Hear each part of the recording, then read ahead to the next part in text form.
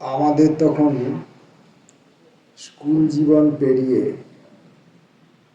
College জীবনে পা রাখার সময়। তখন স্পষ্ট মনে আছে, আমরা চিত্রালয় সিনেমা হলে একটি সিনেমা দেখেছিলাম, হিন্দি সিনেমা। সিনেমাটির নাম ছিল খণ্ডহর। সেই খণ্ডহর সিনেমাটি আমরা যখন দেখেছিলাম, তখন আমাদের স্বপ্নরাজ্য, আমাদের কল্পরাজ্য একটা গভীর কুহক, একটা ব্যাপ্ত রহস্যের মধ্যে আবৃত ছিল। আমাদের চিন্তা জগৎ ছিল যতটা গভীর ততটাই বিস্তীর্ণ। তো সেই সময়ে সেই সিনেমাটি আমরা দেখেছিলাম হিন্দি ভাষায়। আমরা গ্রাম থেকে এসেছিলাম শহরে, খাঁটি বাংলার গ্রাম, যেখানে হিন্দি ভাষার কোনো প্রচলন তখনও পর্যন্ত কোনো মানুষের মুখে শোনা যায়নি। তখনও টিভি আর মোবাইলের যুগ শুরু হয়নি, ফলে টিভির মাধ্যমে বা মোবাইলের মাধ্যমে হিন্দি ভাষা তথা অন্য ভাষা আমার ঘরের মধ্যে, আমার সমাজের মধ্যে, আমার পাড়ার মধ্যে, আমার স্কুল জীবনের মধ্যে ঢুকে পড়বে এমন কোনো অবকাশ ছিল না। সেই সময় আমি প্রথম এই সিনেমাটি দেখেছিলাম, খণ্ডহর, হিন্দিতে, হিন্দি সিনেমা। তো সেই সিনেমাটি আমার চেতন জগতে, আমার ভাবনার জগতে একটা গভীর আলোড়ন সৃষ্টি করেছিল। সম্ভবত আমি যদি ভুল না করি, আমার যদি স্মৃতি ঠিকমতো কথা বলে, আমি তো অনেক কিছুই ভুলে যাই। অনেকেরই স্মৃতির সঙ্গে আমার স্মৃতি মেলে না। প্রায়শই দেখা যায় যে 10 জনের মধ্যে 9 জনের স্মৃতি এক কথা বলে, আমার স্মৃতি অন্য কথা বলে। যাই হোক, এক্ষেত্রেও তেমন হবে কিনা জানি না। সিনেমাটিতে সম্ভবত ছিলেন নাসির উদ্দিন এবং সাবানা আজমি। তো তখনও পর্যন্ত আমরা প্রেমেন্দ্র মিত্রের এই গল্পটি পড়িনি, পড়ার কোনো অবকাশ ঘটেনি। প্রেমেন্দ্র মিত্রের গল্পের বই বা অন্য কোনো গল্পের বইয়ের মাধ্যমে গল্পটি আমাদের সামনে এসে পৌঁছয়নি। আজকে আমরা সেই গল্পটি পড়ব। তেলেনাপোতা আবিষ্কার, লেখক প্রেমেন্দ্র মিত্র। শনি ও মঙ্গলের, মঙ্গলই হবে বোধহয়, যোগাযোগ হলে তেলেনাপোতা আপনারাও একদিন আবিষ্কার করতে পারেন। অর্থাৎ কাজে কর্মে মানুষের ভিড়ে হাঁপিয়ে ওঠার পর যদি হঠাৎ দুদিনের জন্য ছুটি পাওয়া যায়, আর যদি কেউ এসে ফুসলানি দেয় যে কোনো এক আশ্চর্য সরোবরে পৃথিবীর সবচেয়ে সরলতম মাছেরা এখনো তাদের জলজীবনের প্রথম বর্ষিতে হৃদয়বিদ্ধ করবার জন্য উদ্গ্রীব হয়ে আছে, আর জীবনে কখনো কয়েকটা পুঁটি ছাড়া অন্য কিছু জল থেকে টেনে তোলার সৌভাগ্য যদি আপনার না হয়ে থাকে, তাহলে হঠাৎ একদিন তেলেনাপোতা আপনিও আবিষ্কার করতে পারেন।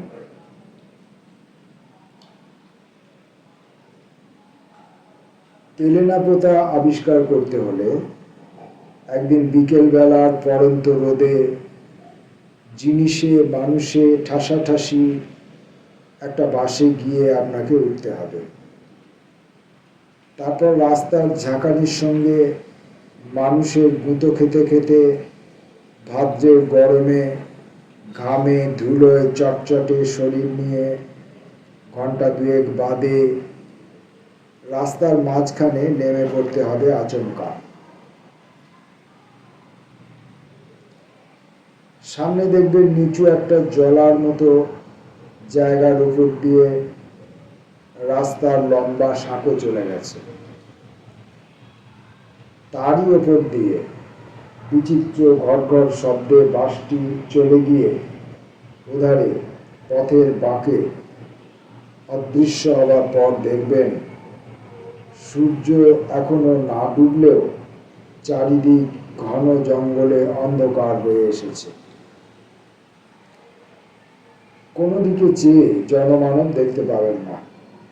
মনে হবে পাখিরাও যেন সভয়ে সে জায়গা পরিত্যাগ করে চলে গিয়েছে। একটা স্যাঁতস্যাঁতে ভিজে ভ্যাপসা আবহাওয়া টের পাবেন। মনে হবে নিচের জলা থেকে একটা ক্রূর কুণ্ডলিত জলীয় অভিশাপ ধীরে ধীরে অদৃশ্য ফনা তুলে উঠে আসছে। বড় রাস্তা থেকে নেমে সেই ভিজে জলার কাছে গিয়ে দাঁড়াতে হবে আপনাকে। সামনে ঘন জঙ্গলের ভিতর দিয়ে মনে হবে একটা কাদা জলের নালা কে যেন কেটে রেখেছে।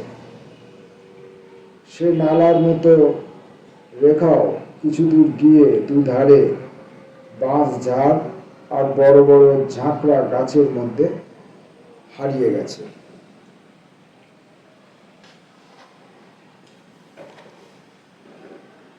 তেলেনাপোতা আবিষ্কারের জন্য আরো দুজন বন্ধু ও সঙ্গী আপনার সঙ্গে থাকা উচিত। তারা হয়তো আপনার মতো ঠিক মৎস্যলুব্ধ নয়, তবু এ অভিযানে তারা এসেছে কে জানে আর কোন অভিসন্ধিতে। তিনজনে মিলে তারপর সামনের নালার দিকে উৎসুকভাবে চেয়ে থাকবে। মাঝে মাঝে পা ঠুকে মশাদের ঘনিষ্ঠতায় বাধা দেওয়ার চেষ্টা করবেন এবং সপ্রশ্ন দৃষ্টিতে ওর মুখের দিকে চাইবেন। খানিক বাদে পরস্পরের মুখও আর ঘনায়মান অন্ধকারে ভালো করে দেখা যাবে না। মশাদের ঐক্যতান আরো তীক্ষ্ণ হয়ে উঠবে। আবার বড় রাস্তায় উঠে ফিরতি কোনো বাসের চেষ্টা করবেন কিনা যখন ভাবছেন, তখন হঠাৎ সেই কাদা জলের নালা যেখানে জঙ্গলের মধ্যে হারিয়ে গেছে, সেখান থেকে অপরূপ একটি স্মৃতি বিস্ময়কর আওয়াজ পাবেন। মনে হবে বোবা জঙ্গল থেকে কে যেন অমানসিক এক কান্না নিয়ে নিয়ে বার করছে।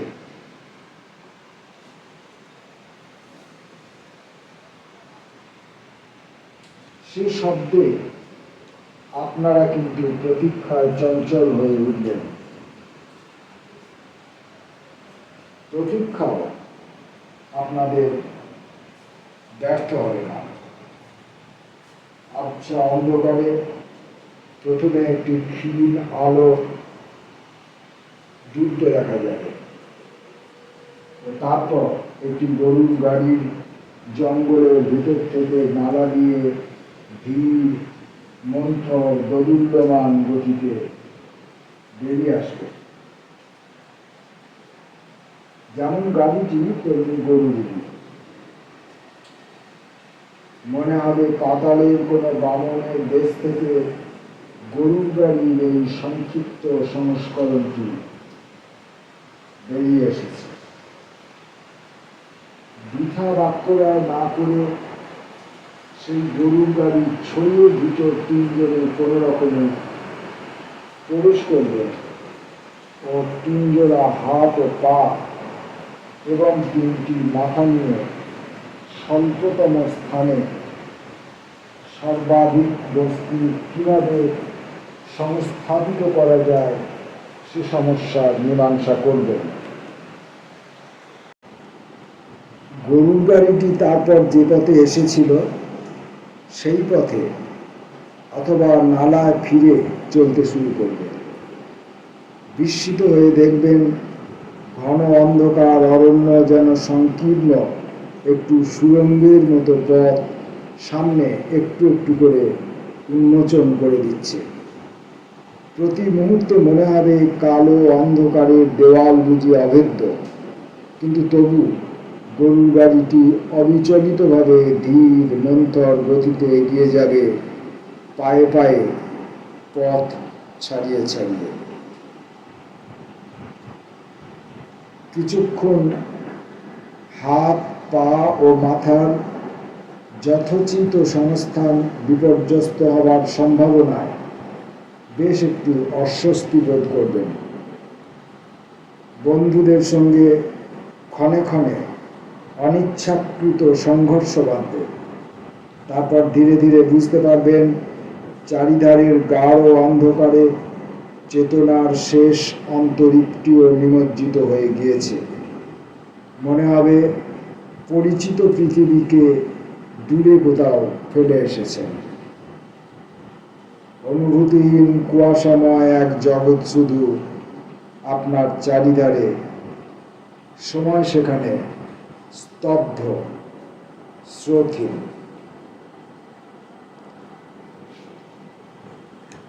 সময় স্তব্ধ, সুতরাং এ আচ্ছন্নতা কতক্ষণ ধরে যে থাকবে বুঝতে পারবেন না।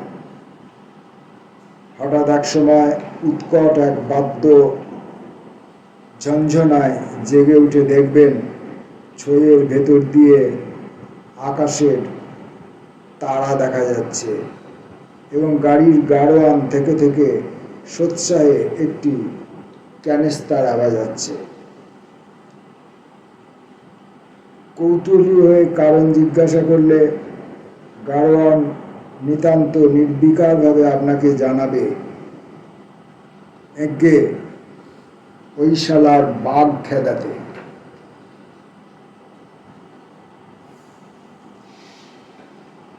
ব্যাপারটা ভালো করে হৃদয়ঙ্গম করার পর মাত্র ক্যানেস্তারা নিনাদে ব্যাঘ্র বিতাড়ন সম্ভব কিনা কম্পিত কণ্ঠে এ প্রশ্ন আপনি উত্থাপন করবার আগেই গাড়োয়ান আপনাকে আশ্বস্ত করবার জন্য জানাবে যে বাঘ মানে চিতাবাঘ মাত্র, এবং নিতান্ত ক্ষুধার্ত না হলে এই ক্যানেস্তারা নিনাদি তাকে তফাতে রাখার পক্ষে যথেষ্ট।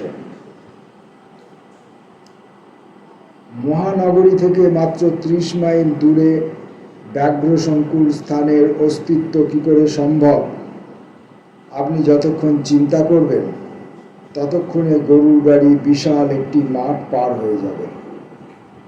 আকাশে তখন কৃষ্ণপক্ষের বিলম্বিত ক্ষয়িত চাঁদ বোধহয় উঠে এসেছে।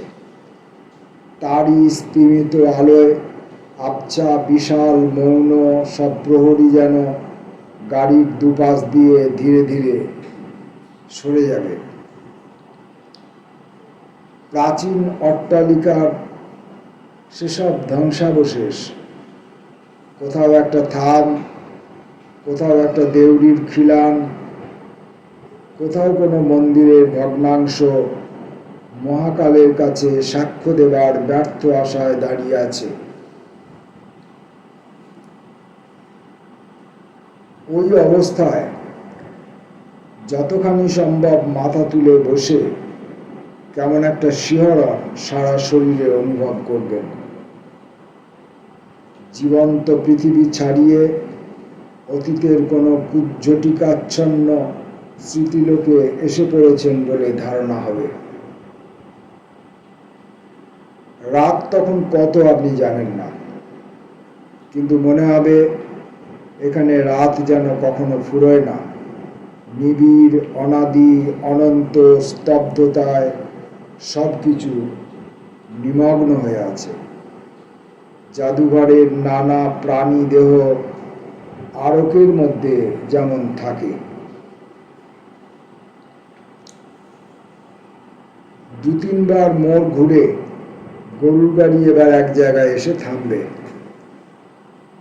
হাত পাগুলো নানা স্থান থেকে কোনো রকমে কুড়িয়ে সংগ্রহ করে কাঠের পুতুলের মতো আড়ষ্টভাবে আপনারা একে একে নামবেন।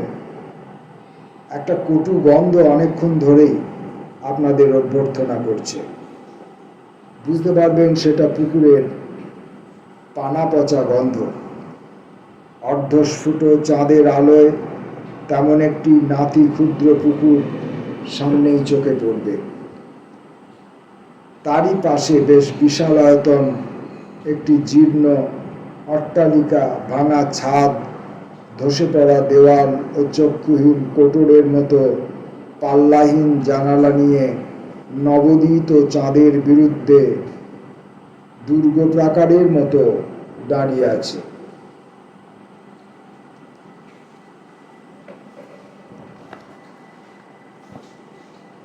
এই ধ্বংসাবশেষেরই একটি অপেক্ষাকৃত বাসযোগ্য ঘরে আপনাদের থাকার ব্যবস্থা করে নিতে হবে। কোথা থেকে গাড়োয়ান একটা ভাঙা লণ্ঠন নিয়ে এসে ঘরে বসিয়ে দেবে, সেই সঙ্গে এক কলসি জল। ঘরে ঢুকে বুঝতে পারবেন বহু যুগ পরে মনুষ্য জাতির প্রতিনিধি হিসাবে আপনারাই সেখানে প্রথম পদার্পণ করছেন। ঘরের ঝুল, জঞ্জাল ও ধুলো হয়তো কেউ আগে কখনো পরিষ্কার করার ব্যর্থ চেষ্টা করে গেছে। ঘরের অধিষ্ঠাত্রী আত্মা যে তাতে ক্ষুব্ধ, একটি অস্পষ্ট ভ্যাপসা গন্ধে তার প্রমাণ পাবেন।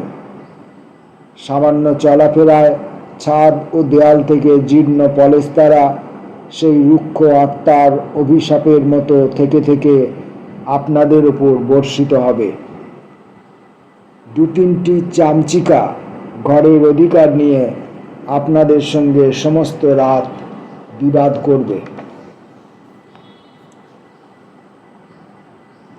তেলেনাপোতা আবিষ্কারের জন্য আপনার দুটি বন্ধুর একজন পানরসিক ও অপরজনের নিদ্রাবিলাসী কুম্ভকর্ণের দোসর হওয়া দরকার। ঘরে পৌঁছেই মেঝের উপরে কোনো রকমে শতরঞ্জির আবরণ পড়তে না পড়তে একজন তার উপর নিজেকে বিস্তৃত করে নাসিকা ধ্বনি করতে শুরু করবেন। অপরজন পানপাত্রে নিজেকে নিমজ্জিত করে দেবেন। রাত বাড়বে। ভাঙা লণ্ঠনের কাঁচের চিমনি ক্রমশ গাঢ়ভাবে কালিমালিপ্ত হয়ে ধীরে ধীরে অন্ধ হয়ে যাবে। কোনো রহস্যময় বেতার সংকেতে খবর পেয়ে সে অঞ্চলের সমস্ত সাবালক মশা নবাগতদের অভিনন্দন জানাবে ও তাদের সঙ্গে সনিহিত সম্বন্ধ স্থাপন করতে আসবে। আপনি বিচক্ষণ হলে দেয়ালে ও গায়ে বসবার বিশিষ্ট ভঙ্গি দেখে বুঝবেন তারা মশাদের মধ্যে সবচেয়ে বড় কুলীন, ম্যালেরিয়া দেবীর অদ্বিতীয় বাহন অ্যানোফিলিস। আপনার দুই বন্ধু তখন দুই কারণে অচেতন। ধীরে ধীরে তাই শয্যা পরিত্যাগ করে উঠে দাঁড়াবেন। তারপর গুমট গরম থেকে একটু পরিত্রাণ পাওয়ার জন্য টর্চটি হাতে নিয়ে ভগ্নপ্রায় সিঁড়ি দিয়ে উপরে ছাদে উঠবার চেষ্টা করবেন।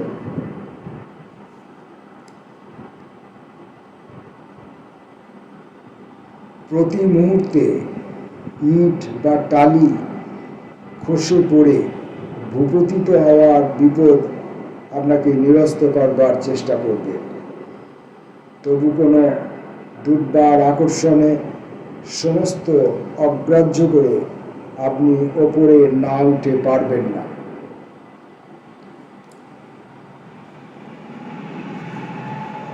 ছাদে গিয়ে দেখবেন অধিকাংশ জায়গাতে আলিশা ভেঙে ধূলিসাৎ হয়েছে। ফাটলে ফাটলে অরণ্যের পঞ্চম বাহিনী ষড়যন্ত্রের শিকড় চালিয়ে ভিতর থেকে এ অট্টালিকার ধ্বংসের কাজ অনেকখানি এগিয়ে রেখেছে। তবু কৃষ্ণপক্ষের ক্ষীণ চাঁদের আলোয় সমস্ত কেমন অপরূপ মোহময় মনে হবে খানিকক্ষণ চেয়ে থাকলে এই মৃত্যু সুষুপ্তিমগ্ন মায়াপুরীর কোনো গোপন প্রকোষ্ঠে বন্দিনী রাজকুমারী সোনার কাঠি রূপোর কাঠি পাশে নিয়ে যুগান্তের গাঢ় তন্দ্রায় অবচেতন, তা যেন আপনি টের পাবেন। সেই মুহূর্তে অদূরে সংকীর্ণ রাস্তার ওপারে একটি ভগ্নস্তূপ বলে যা মনে হয়েছিল, তারই একটি জানলায় একটি আলোর ক্ষীণ রেখা আপনি হয়তো দেখতে পাবেন। সেই আলোর রেখা আড়াল করে একটি রহস্যময় ছায়া মূর্তি সেখানে এসে দাঁড়াবে। গভীর নিশীথ রাত্রে কে যে এই বাতায়নবর্তিনী, কেন যে তার চোখে ঘুম নেই, আপনি ভাববার চেষ্টা করবেন, কিন্তু কিছুই বুঝতে পারবেন না। খানিক বাদে মনে হবে সবই বুঝি আপনার চোখের ভ্রম। বাতায়ন থেকে সে ছায়া সরে গেছে, আলোর ক্ষীণ রেখা গেছে মুছে।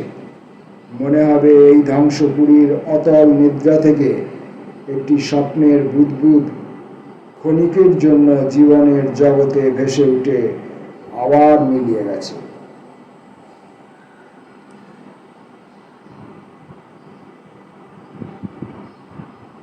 আপনি আবার সন্তর্পণে নিচে নেমে আসবেন এবং কখন এক সময়ে দুই বন্ধুর পাশে একটু জায়গা করে ঘুমিয়ে পড়বেন জানতে পারবেন না।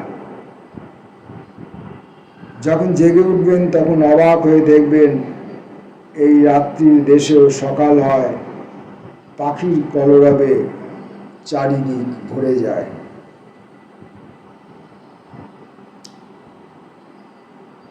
আপনার আসল উদ্দেশ্য আপনি নিশ্চয় বিস্মৃত হবেন না। একসময় ষোড়শোপচার আয়োজন নিয়ে মৎস্য আরাধনার জন্য শ্যাওলা ঢাকা ভাঙা ঘাটের একটি ধারে বসে গুঁড়ি পানায় সবুজ জলের মধ্যে যথোচিত নৈবেদ্য সমেত বঁড়শি নামিয়ে দেবেন।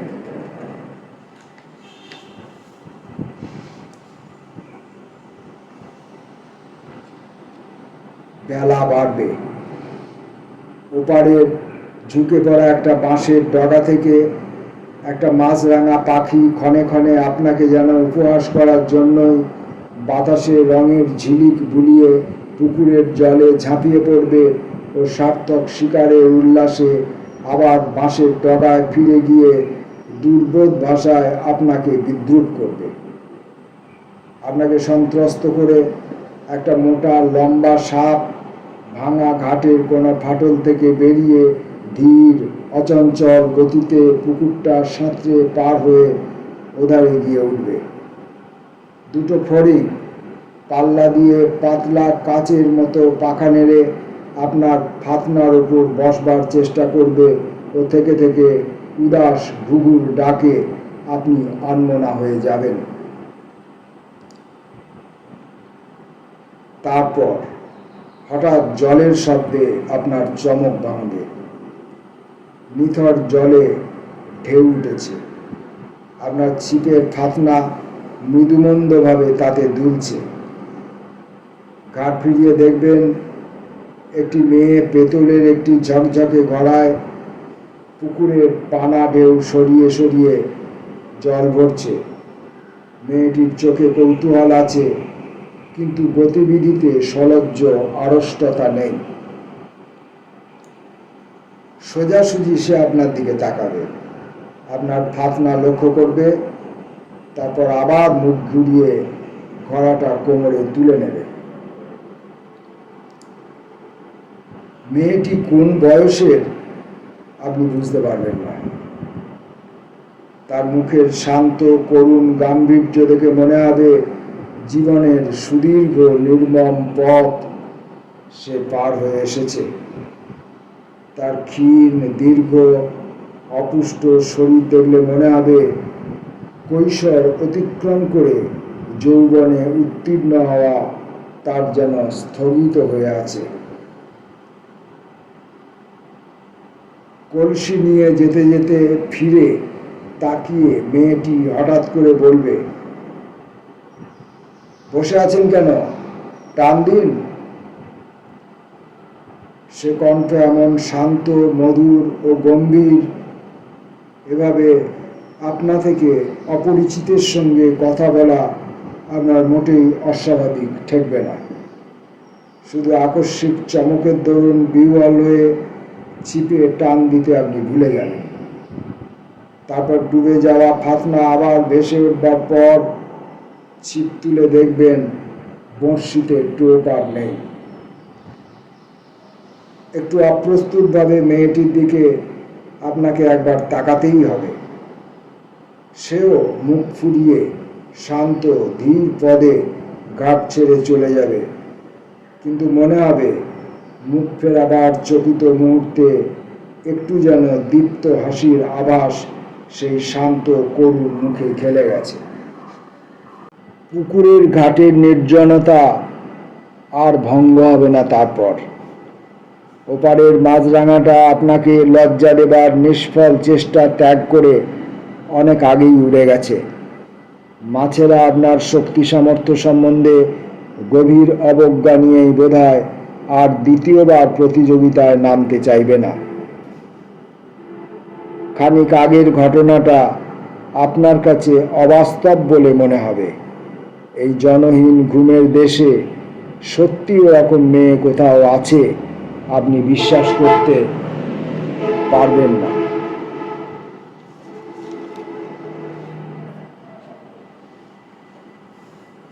একসময় হতাশ হয়ে আপনাকে সাজ সরঞ্জাম নিয়ে উঠে পড়তে হবে। ফিরে গিয়ে হয়তো দেখবেন আপনার মৎস্য শিকার নৈপুণ্যের বৃত্তান্ত ইতিমধ্যে কেমন করে আপনাদের বন্ধুদের কর্ণগোচর হয়েছে। তাদের পরিহাসে ক্ষুণ্ণ হয়ে এ কাহিনী কোথায় তারা শুনল জিজ্ঞাসা করে হয়তো আপনার পান রসিক বন্ধুর কাছে শুনবেন। কে আবার বলবে এইমাত্র যামিনী নিজের চোখে দেখে এলো যে।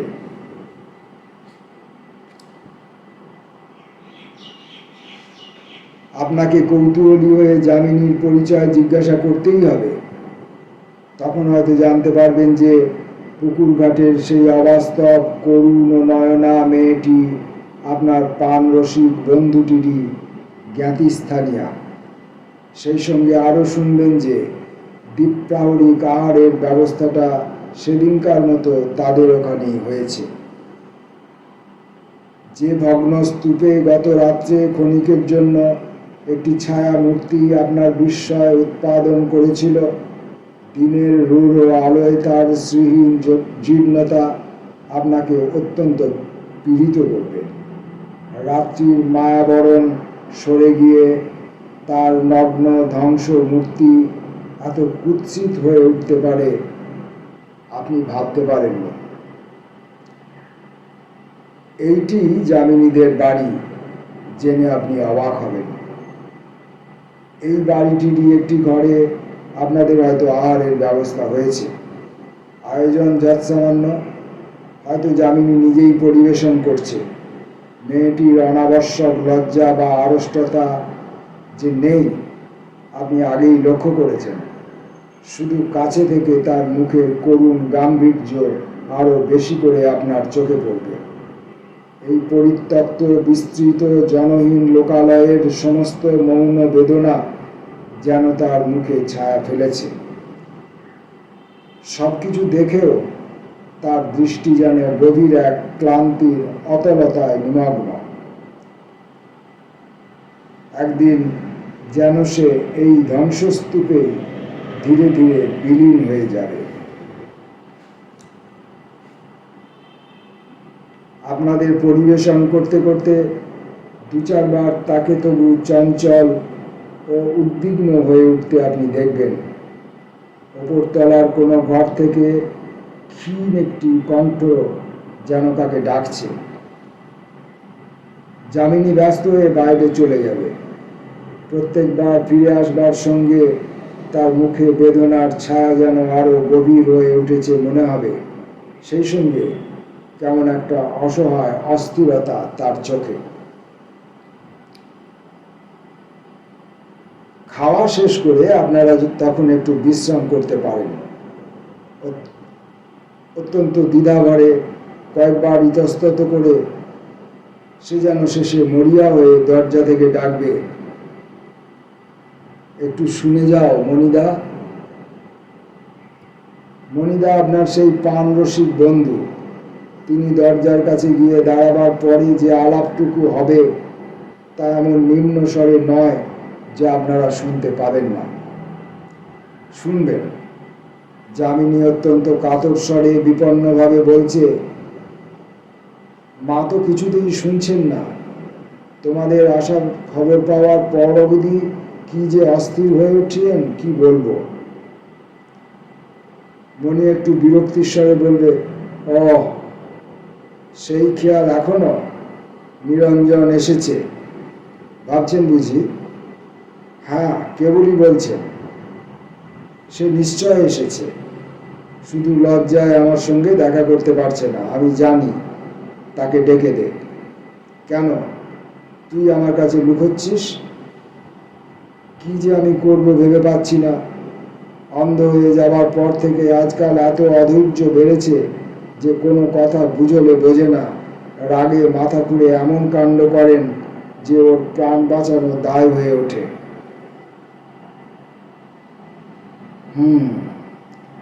এত বড় মুশকিল দেখছি।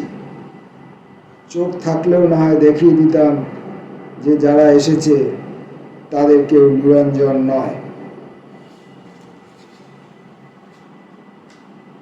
ওপর থেকে দুর্বল অথচ ক্ষীণ রুদ্ধ কণ্ঠের ডাকটা এবার আপনারাও শুনতে পাবেন। যামিনী এবার কাতর কণ্ঠে অভিনয় করবে, তুমি একবারটি চলো মণিদা, যদি একটু বুঝিয়ে সুঝিয়ে ঠান্ডা করতে পারো। আচ্ছা, তুই যা, আমি আসছি। মণি এবার ঘরে ঢুকে নিজের মনেই বলবে, এ এক আচ্ছা জ্বালা হয়েছে যা হোক। বুড়ির হাত পা পড়ে গেছে, চোখ নেই, তবু বুড়ি পণ করে বসে আছে, কিছুতেই মরবে না। ব্যাপারটা কি এবার হয়তো জানতে চাইবেন। মণি বিরক্তির স্বরে বলবে, ব্যাপার আর কি? নিরঞ্জন বলে ওর দূর সম্পর্কের এক বোনপোর সঙ্গে ছেলেবেলায় যামিনীর সম্বন্ধ উনি ঠিক করেছিলেন। বছর চারেক আগেও সে ছোকরা এসে ওকে বলে গেছিল বিদেশের চাকরি থেকে ফিরে এসে ওর মেয়েকে সে বিয়ে করবে। সেই থেকে বুড়ি এই অজগর পুরীর ভেতর বসে সেই আশায় দিন গুনছে। আপনি নিজে থেকে এবার জিজ্ঞাসা না করে পারবেন না নিরঞ্জন কি এখনো বিদেশ থেকে ফেরেনি? আরে সে বিদেশে গেছিল কবে যে ফিরবে? নেহাত বুড়ি নাচর বান্দা বলে তাকে এই ধাপ্পা দিয়ে গেছিল।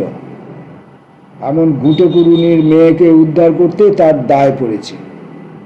সে কবে বিয়ে থা করে দিব্যি সংসার করছে, কিন্তু সে কথা ওকে বলে কে?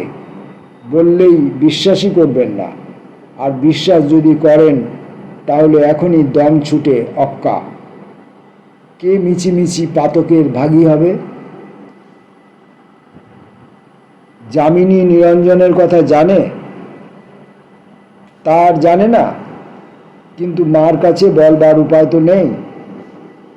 যাই, কর্মভোগ সেরে আসি বলে মণি সিঁড়ির দিকে পা বাড়াবে।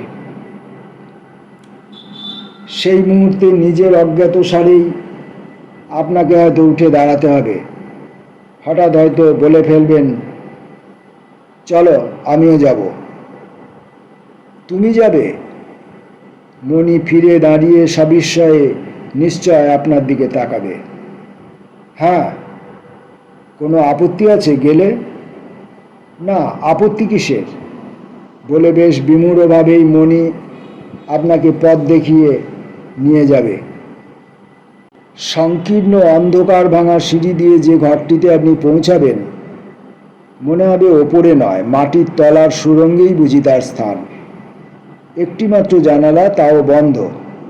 বাইরের আলো থেকে এসে প্রথমে আপনার চোখে সবই ঝাপসা ঠেকবে, তারপর টের পাবেন প্রায় ঘরজোড়া একটি ভাঙা তক্তাপোষে ছিন্ন কণ্ঠাজড়িত একটি শীর্ণ কঙ্কালসার মূর্তি শুয়ে আছে। তক্তাপোষের একপাশে যামিনী পাথরের মূর্তির মতো দাঁড়িয়ে। আপনাদের পদশব্দ শুনে সেই কঙ্কালের মধ্যেও যেন চাঞ্চল্য দেখা দেবে। কে? নিরঞ্জন এলি? অভাগী মাসিকে এতদিনে মনে পড়ল বাবা? তুই আসবি বলে প্রাণটা যে আমার কণ্ঠা এসে আটকে আছে, কিছুতেই যে নিশ্চিন্ত হয়ে মরতে পারছি না। এবার তো আর অমন করে পালাবি না? মণি কি যেন বলতে যাবে, তাকে বাধা দিয়ে আপনি অকস্মাৎ বলবেন, না মাসিমা, আর পালাবো না। মুখ না তুলেও মণির বিমূঢ়তা ও আরেকটি স্থাণুর মতো মেয়ের মুখে স্তম্ভিত বিস্ময় আপনি যেন অনুভব করতে পারবেন। কিন্তু কোনো দিকে তাকাবার অবসর আপনার থাকবে না। দৃষ্টিহীন দুটি চোখের কোটরের দিকে আপনি তখন নিস্পন্দ হয়ে রুদ্ধ নিঃশ্বাসে চেয়ে আছেন। মনে হবে সেই শূন্য কোটরের ভেতর থেকে অন্ধকারের দুটো কালো শিখা বেরিয়ে এসে যেন আপনার সর্বাঙ্গে লেহন করে পরীক্ষা করছে। কটি স্তব্ধ মুহূর্ত ধীরে ধীরে সময়ের সাগরে শিশির বিন্দুর মতো ঝরে পড়ছে, আপনি অনুভব করবেন। তারপর শুনতে পাবেন, আমি জানতুম তুই না এসে পারবি না বাবা, তাই তো এমন করে এই পেটপুরি পাহারা দিয়ে দিন গুনছি। বৃদ্ধা এতগুলি কথা বলে হাঁপাবেন। চকিতে একবার যামিনীর ওপর দৃষ্টি বুলিয়ে নিয়ে আপনার মনে হবে বাইরের কঠিন মুখোশের অন্তরালে তার মধ্যেও কোথাও যেন কি ধীরে ধীরে গলে যাচ্ছে। ভাগ্য ও জীবনের বিরুদ্ধে গভীর হতাশার উপাদানে তৈরি এক সুদৃঢ় শপথের ভিত্তি আলগা হয়ে যেতে আর বুঝি দেরি নেই। বৃদ্ধা আবার বলবেন, যামিনীকে নিয়ে তুই সুখী হবি বাবা। আমার পেটে হয়েছে বলে বলছি না, এমন মেয়ে হয় না। শোকে তাপে বুড়ো হয়ে মাথার ঠিক নেই, রাত দিন খিটখিট করে মেয়েটাকে যে কত যন্ত্রণা দিই তা কি আমি জানি না? তবু ওর মুখে রা নেই। এই শ্মশানের দেশ, 10টা বাড়ি খুঁজলে একটা পুরুষ মেলে না। আমার মতো একটা ঘাটের মরা শুধু ভাঙা ইঁট আঁকড়ে এখানে সেখানে ধুঁকছে। এরই মধ্যে একাধারে মেয়ে পুরুষ হয়ে ও কি না করছে। একান্ত ইচ্ছা সত্ত্বেও চোখ তুলে একটিবার তাকাতে আপনার সাহস হবে না। আপনার নিজের চোখের জল বুঝি আর গোপন রাখা যাবে না। বৃদ্ধা একটি ছোট্ট নিঃশ্বাস ফেলে বলবেন, যামিনীকে তুই নিবি তো বাবা? তোর শেষ কথা না পেলে আমি মরেও শান্তি পাব না। ধরা গলায় আপনি তখন শুধু বলতে পারবেন, আমি তোমায় কথা দিচ্ছি মাসিমা, আমার কথার নড়চড় হবে না। তারপর বিকালে আবার গরুর গাড়ি দরজায় এসে দাঁড়াবে। আপনারা 3 জনে একে একে তাতে উঠবেন। যাওয়ার মুহূর্তে গাড়ির কাছে এসে দাঁড়িয়ে আপনার দিকে সেই করুণ দুটি চোখ তুলে যামিনী শুধু বলবে, আপনার ছিপ টিপ যে পড়ে রইল। আপনি হেসে বলবেন, থাক না, এবারে পারিনি বলে তেলেনে পোতার মাছ কি বারবার ফাঁকি দিতে পারবে? যামিনী মুখ ফিরিয়ে নেবে না, ঠোঁট থেকে নয়, মনে হবে তার চোখের ভেতর থেকে মধুর একটি সকৃতজ্ঞ হাসি শরতের শুভ্র মেঘের মতো আপনার হৃদয়ের দিগন্ত স্নিগ্ধ করে ভেসে যাচ্ছে। গাড়ি চলবে। কবে 100 না 150 বছর আগে প্রথম ম্যালেরিয়ায় মড়কের এক দুর্বার বন্যা তেলেনাপোতাকে চলমান জীবন্ত জগতের এই বিস্মৃতিবিলীন প্রান্তে ভাসিয়ে এনে ফেলে রেখে গিয়েছিল। আপনার বন্ধুরা হয়তো সেই আলোচনা করবেন। সেসব কথা ভালো করে আপনার কানে যাবে না। গাড়ির সংকীর্ণতা আর আপনাকে পীড়িত করবে না। তার এক চাকার একঘেয়ে কাঁদুনি আর আপনার কাছে কর্কশ লাগবে না।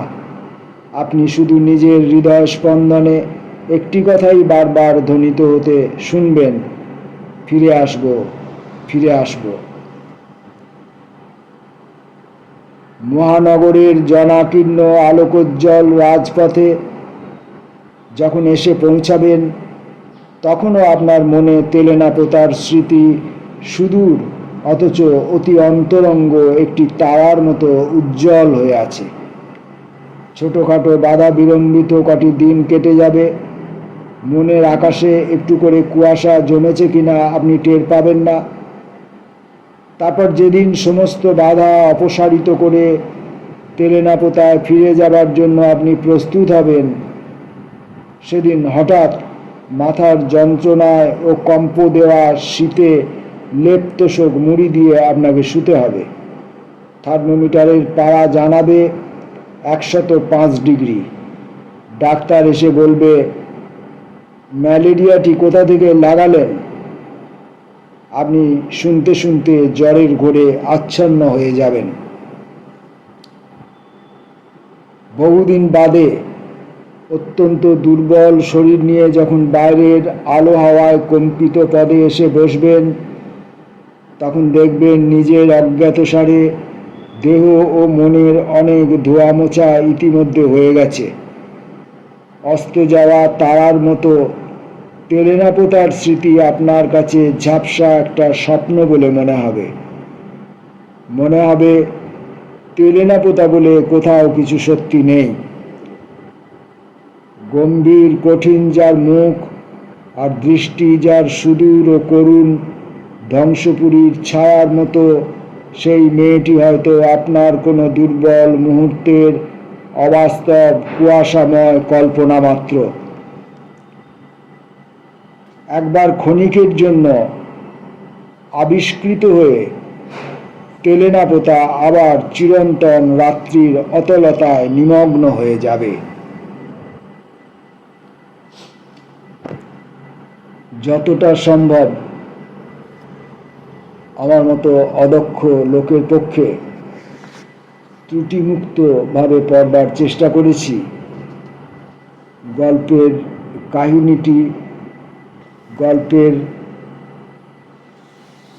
যে অভ্যন্তরস্থ বার্তাটি, গল্পের যে আকর্ষণ, এই সবের সঙ্গে একাত্ম হওয়ার শুধু চেষ্টাই করিনি, যতবার এই গল্প পড়ি ততবারই যেন আপনা আপনি এই গল্পের ওই নির্দিষ্ট চরিত্রটির সঙ্গে আমি একাত্ম হয়ে উঠি। নমস্কার।